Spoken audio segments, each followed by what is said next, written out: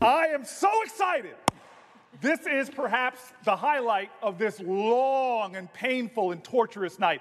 This is a gift. If it wasn't complete abdication of Senate procedures and esteem, I would walk over there and hug my colleague. Can we add also that every senator here wants to defund the police, believes in God, country, and apple pie?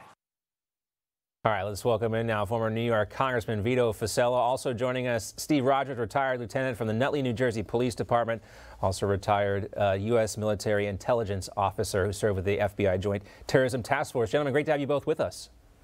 Pleasure. Thank you very much. I mean, so here you have Cory Booker, a.k.a. Spartacus, Vito, mocking Republicans who call out Democrats for defunding the police. Less than a week after we saw a police officer die in Chicago, which is one of the cities where they love to talk about defunding the police.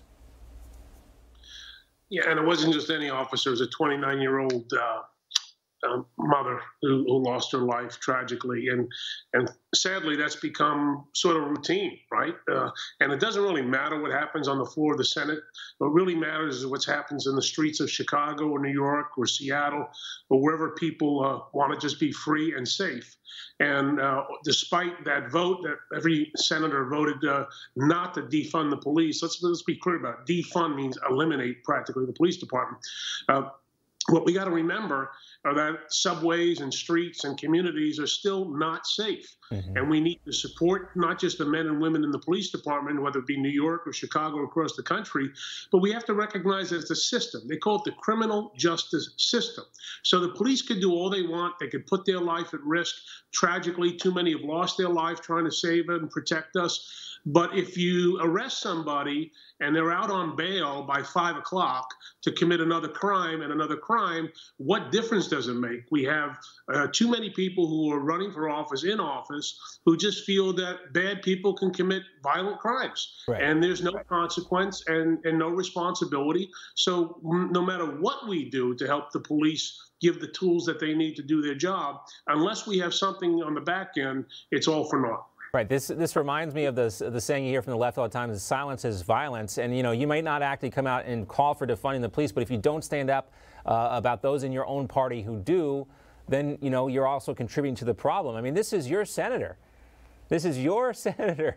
Steve, what do you think about Cory Booker's statements there? Well, look, that Votorama scene we just saw reminds me of Wonderama when I was a kid. My goodness, you're left wondering, what in the world's this guy talking about? To begin with, we must keep in mind, which he has failed to keep in mind, by the way, that the crime rates that are spiking in democratically controlled cities. The blood being shed on the streets of Chicago. Right now in New York City, crime is going up in New Jersey as a result of the Democrat Party agenda to defund, and as the congressman so well articulately said, to get rid of the police. So look, I'm stuck with him as a senator, but hopefully not for long. But at the end of the day, believe me, I see big changes coming in the midterm elections, and hopefully when his time is up, he's going to be time out for him. All right. Well, let's talk about, you know, this whole issue, what it means for New York City and the state of New York. You know, defunding the police, the crime, obviously a big issue there, and it had a big impact on the mayoral primaries, Vito.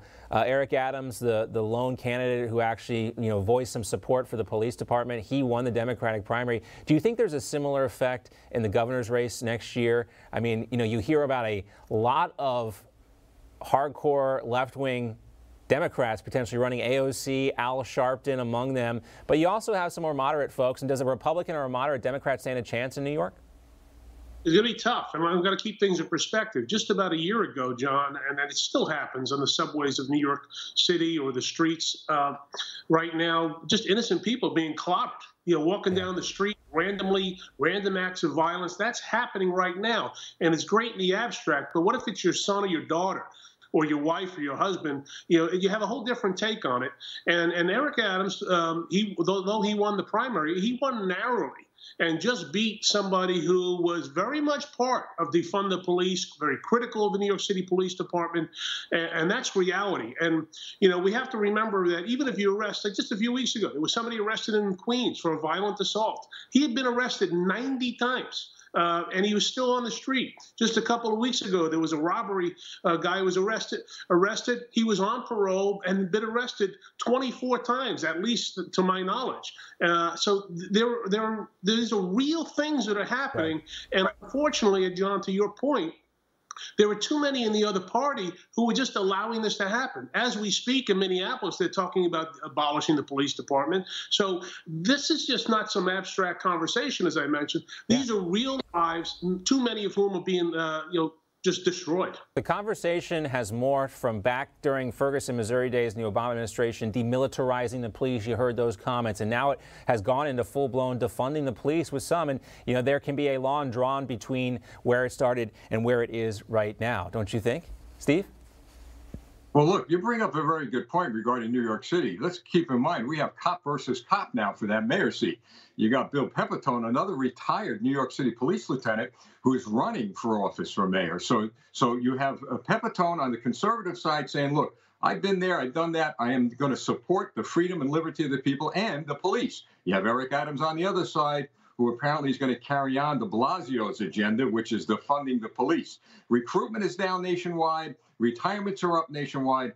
And I've said all along that, look, the way the Democrats are running the show here, there's not going to be any police departments left to defund, because that is a profession that people used to run to. Now, unfortunately, they're running away from. Yeah, it is got to be one of the hardest jobs out there, and especially now even harder when you're not getting support from your elected officials and your district attorneys and your mayors and things like that. And we see that in a lot of U.S. cities right now. Vito, Steve, great to see you both. Thanks so much, gentlemen. We appreciate it. My pleasure. Hi, Emma Reckenberg here. If you like this video, there's a whole lot more to see on Newsmax TV. You can watch for free right here on our YouTube live stream and be the first one here each time our experts break down real news. Just hit that subscribe button, ring the bell icon, and stay with us on America's fastest growing cable news channel, Newsmax TV.